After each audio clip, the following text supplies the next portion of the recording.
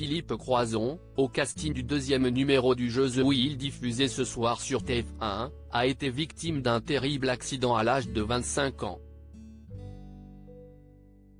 Celui-ci est à l'origine de l'amputation de ses bras et de ses jambes.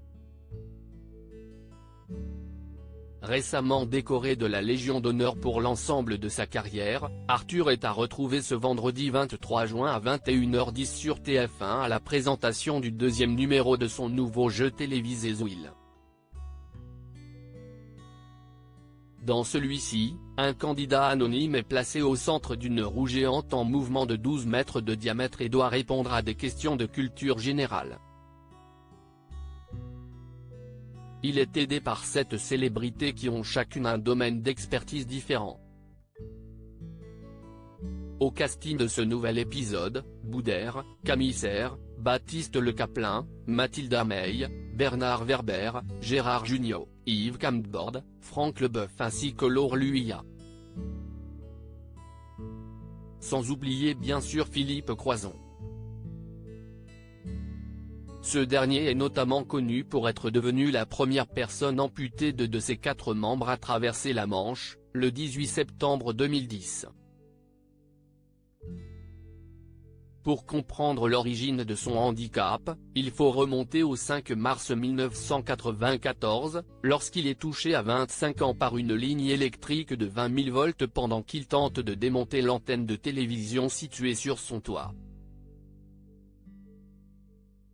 La première décharge provoque un arrêt cardiaque et la seconde le ranime.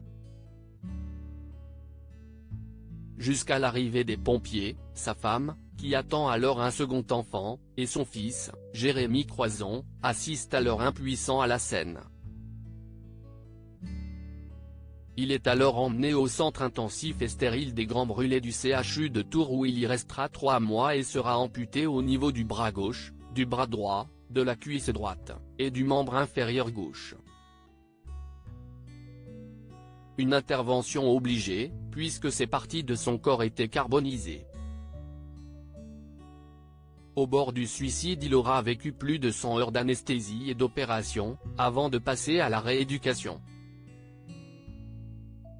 Celle-ci s'est effectuée à l'Institut Robert Merle d'Aubigny à Valenton, dans le département du Val-de-Marne, Île-de-France.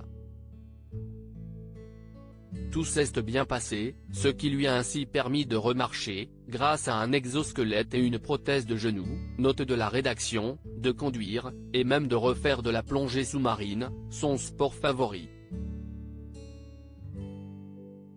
Il deviendra ensuite connu pour ses immenses exploits sportifs. Il se disait que j'étais fou, que j'allais mourir et je n'aille pas lâcher, déclara-t-il dans Ouest France en 2021.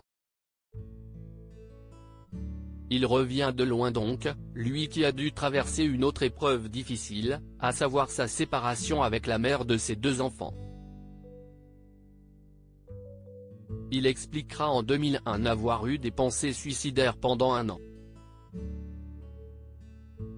Heureusement, il a su reprendre du poil de la bête depuis et notamment retrouver l'amour auprès de Susanna Sabino, rencontrée sur un célèbre site de rencontres, Mythique. Il file le parfait amour encore aujourd'hui.